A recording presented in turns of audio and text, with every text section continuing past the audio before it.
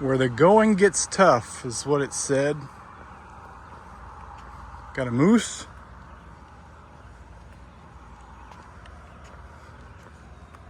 Dartmouth and Dr. Seuss. New Hampshire, you are here. The presidentials, bears, a little bit of hopscotch. I got my backpack on, so that's not gonna work. Lobsters, Maine, and Katahdin. I got about 445 miles to go. Greetings and good morning. It is day 154 on the Appalachian Trail, and I'm in the process of walking out of Hanover, bright and early in the morning. Well, it's not bright yet, but it's definitely early. I had a terrific stay at St. Barnabas. Really thank the congregation there. And I'm heading off now into New Hampshire and seek of the whites. Probably going to be a 17-mile day to Trapper John's shelter, but I'd like to extend that a little bit further.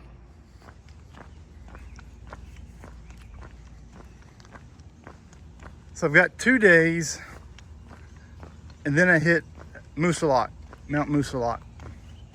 See, I'm turning right here. Let me figure this out. Okay. So hike today, hike tomorrow. Then on third day, Mount Moosalot.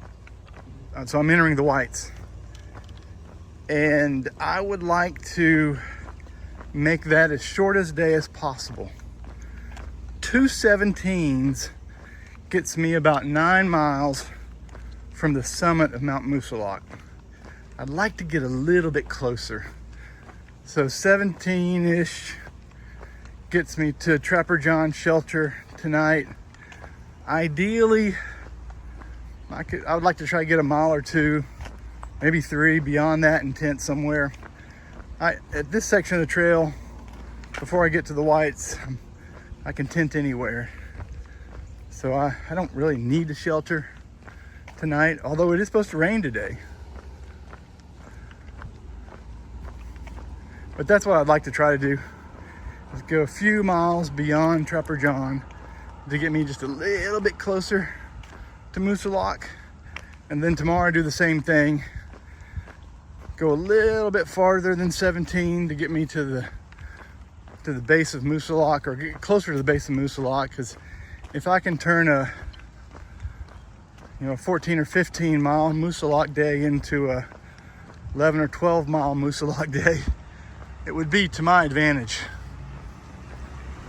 I believe this walk from Elm Street over in Norwich through Hanover back into the woods is probably the longest road walk on trail. I didn't figure it out, calculate it, but it's got to be a 3 or 4 mile road walk.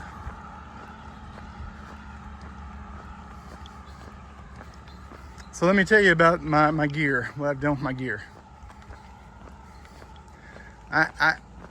In one of my Trail Angel sent me 2 boxes.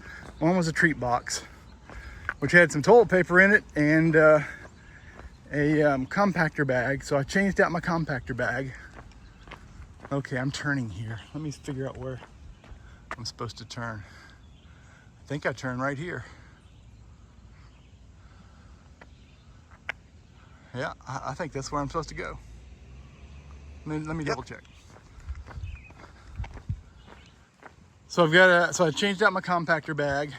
The other one had a little bit of a tear at the very top. So it was good to be able to have a new compactor bag. And then I also had another roll of toilet paper. So I'm carrying 3 rolls of toilet paper. I guess you pack your fears, and one of my fears is running out of toilet paper. I do not want to have to use moss. And then the other box was a new pair of topos. So I've got a new pair of shoes and 4 Injinji liner socks. Because I wear out the Injinji liner socks in about 100 miles. So I've got 4 new Injinji socks to take me to Katahdin.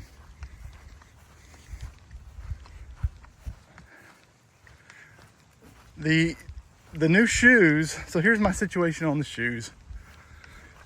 I'm not wearing them, I'm carrying them. So I checked my mileage. The shoes I'm currently wearing, I've got about 450 miles on them. And the sole's starting to separate like it did in Pennsylvania. Just barely on my left foot, just barely.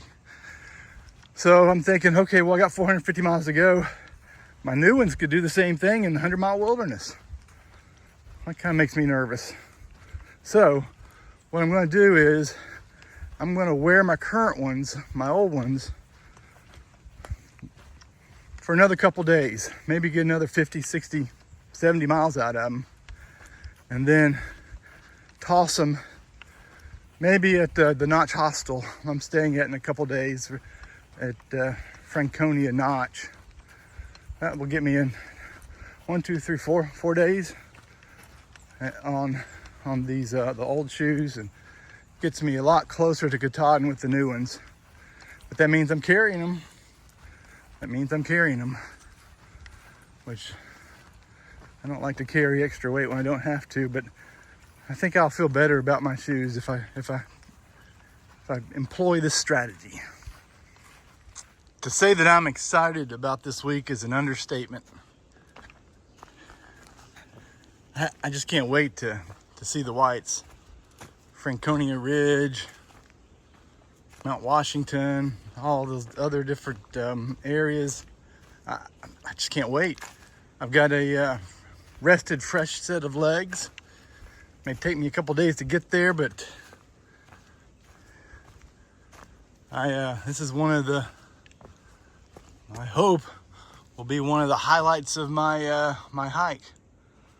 I certainly have been looking forward to it for a long time.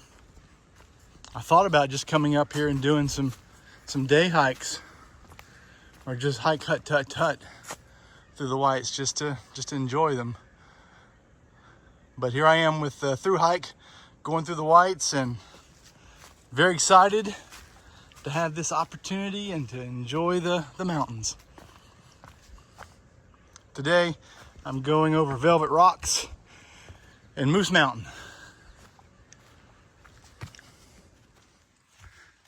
I probably should elaborate a little bit on a statement I made yesterday. I said people routinely die in the whites. Well, routinely means different things to different people. So I was thinking about that last night, and I don't want to be overly dramatic. So let me clarify that a little bit. Here in recent history, there's been 1 or 2 deaths per year in the whites. I think what it seems like to me most commonly from exposure, but you also had falls and that kind of thing. So I didn't want to leave you with the impression that somebody's dying in there every day. That's not the case. It's a couple times a year. There's already been 2 deaths this year in the whites. I don't know the details about it. I just saw it on the list. There's somebody is keeping a list of the deaths that occur in the whites, and you can go out and Google it to see more information about it. I did also notice that there are about 200 rescues per year. That's pretty significant as well. 200 rescues.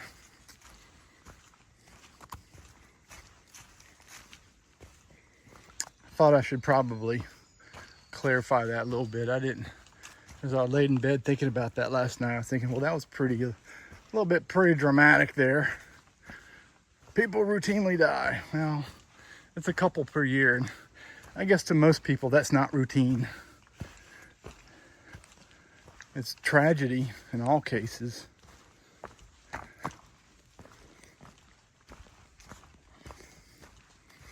But I guess 1 or 2 a year is not routine. It's 1 or 2 too many though. So I've got a good plan. Got most of my winter gear back. I do not have my spikes. I have my Garmin so I can communicate. So I think I've prepared as reasonably well as I can be. I'm really looking forward to it. Oh, I'm so looking forward to hiking through the Whites. It's going to be a lot of fun. So I just climbed up and over Velvet Rocks, and I was up and over it before I realized I was had summited. There was no view or vista. At least I didn't see one. It was up, wooded summit, and down. And started down. Maybe I'll have some good views on Moose Mountain. Okay, so I need to have a discussion with you that I've been dreading. You may have noticed that Philly has not been in any of the recent videos. He started having some medical issues, and I'm just going to leave it at that. It's inappropriate for me to expand on it, but he started having medical issues around Killington, and he stepped off trail for a little bit, and it didn't improve. And I hadn't said anything because I was hoping he might be able to jump back in Hanover, but he still having some issues and wants to go fix that, and decided to step off the trail, and he is back home, and I'm really sad about that. I really enjoyed hiking with Philly. Not only had he become a good hiking partner, but he'd also become a really good friend, and I'm going to miss him.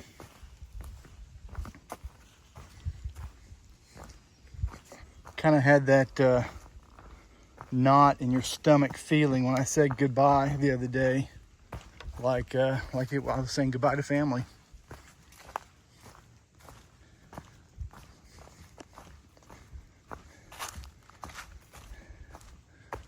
So Philly, man, I hope you get feeling better soon and be able to resume hiking the trail.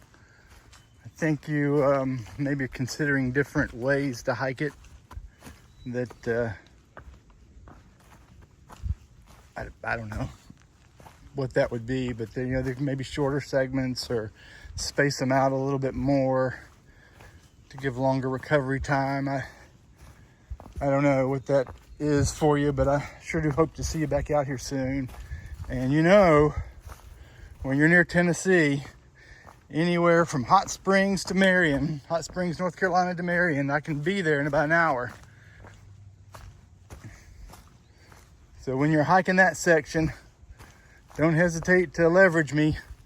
I can slack pack you or bring you supplies or whatever you need. So hike on, my friend. We'll see you up the trail somewhere. It's 8.5 miles to the next water source. So I just came from a water source, Oak Creek. It's flowing really nicely. So I filled up all my water bottles, and I drank two bottles. So I'm fully cameled up. And now my pack feels so heavy as I'm climbing this Moose Mountain. But that's just what I gotta do. 8.5 miles to the next water source. Oh man, that's gonna be a long haul. So 8 miles was about 4 hours. So I can drink 1 bottle of water per hour. And I just drank 2, so maybe I won't need any water for a little while. And it's not hot. I think the high today is supposed to be 75. It's 71 or 72 now, so that's good. At least I don't have heat to deal with today.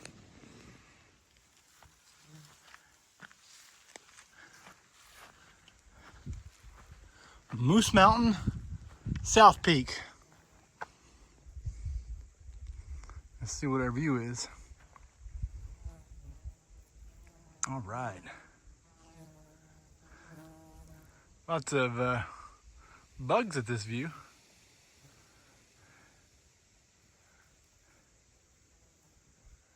What a beautiful day I have to hike up Moose Mountain. Moose Mountain, North Peak. Doesn't feel like the peak of a mountain, but I guess we are.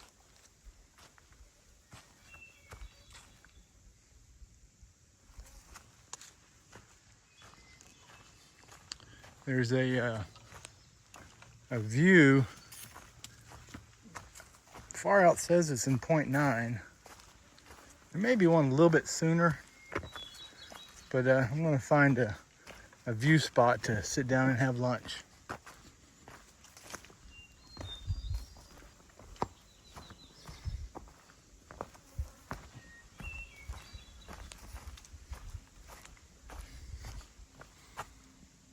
Well, I never found a good view spot coming off of Moose Mountain, so I ended up just having lunch in the trailhead parking lot at the bottom of the mountain, and but that was okay. I enjoyed resting for a few minutes and eating lunch, and now I can tackle the second half of my day. I'm about 14 miles in, and I can't decide if I want to go another 6 or 8. That'll be it for a long day, I'm trying to make my climb up Moosalok a little bit easier.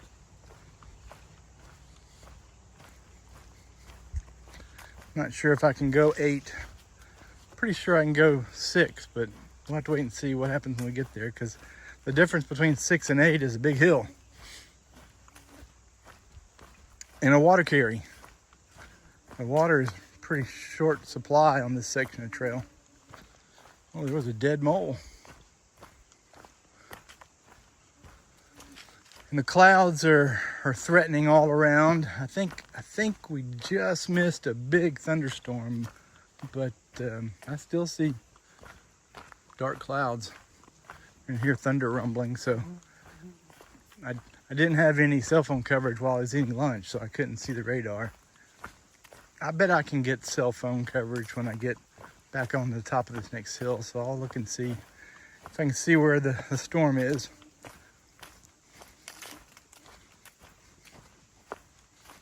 Let's keep our fingers crossed I don't get soaked. I put my camera up because it was raining, or my phone up rather, but then I just had to get it back out and show you this. I think the trail kind of hugs these ledges right here for, I don't know, maybe a mile. And then there in the background right there, Smarts Mountain. And I hope to tent up there somewhere. That's hard to believe that's where I want to go. It seems like a long way away. You can see a fire tower at the very top. There is a cabin up there you can stay in, and tenting area. I'm not sure I'll make it all the way up there or not. You have to carry water. But the place I was eyeing is halfway up, so I don't know. But wow, check out how beautiful this is.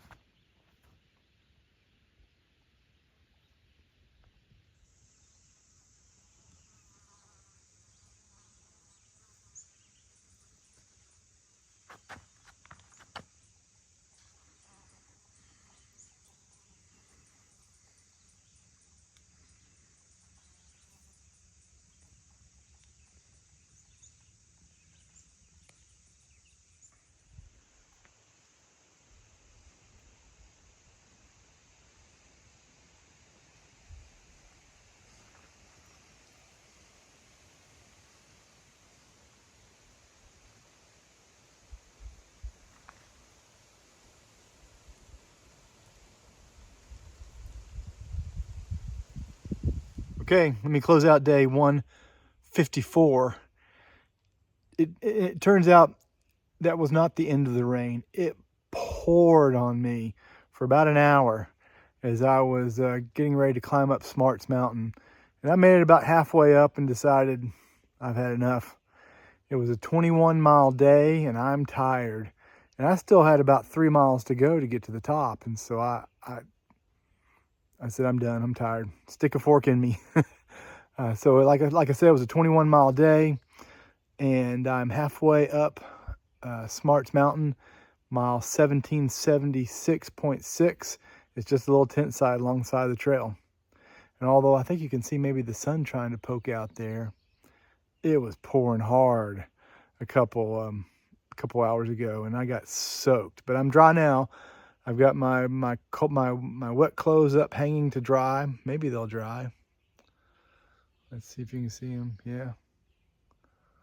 Maybe they'll dry, maybe they won't. Maybe I'll be putting on wet clothes in the morning, but I'm going to try to dry them.